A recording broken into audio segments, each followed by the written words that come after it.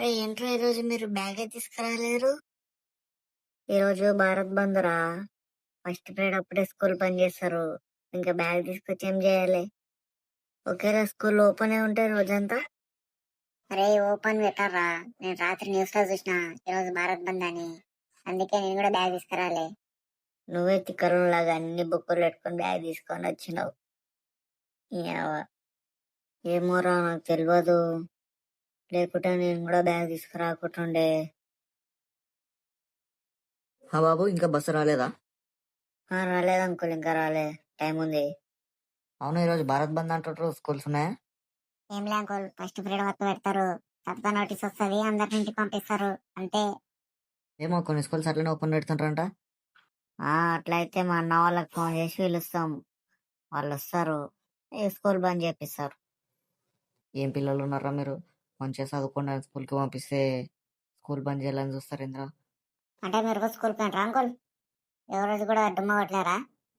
School డుమ్మా కొడుతుంటే కానీ ఇట్లా స్కూల్ చాలు పెట్టుకొని పోయి డుమ్మా కొట్టకుంటే నేను. అంకుల్ డుమ్మ కొట్టకుండా పోయి కలెక్టర్ అయిండు. ఇప్పుడు వచ్చి మనకు చెప్తున్నాడు. ఏదో పెద్ద ఆయన ఇదైనట్టు వచ్చి మనకు చెప్తున్నాడు. ఏం రా ఏం అంటున్నారు? ఏం లే అంకుల్, ఇప్పుడు బస్ వస్తుంది చూడండి. సరేలే, మంచిగా పోండి.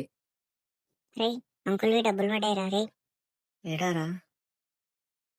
ఉన్నాయి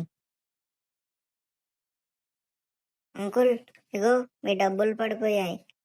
అరే అవి నా డబ్బులే. చాలా థ్యాంక్స్ బాబు.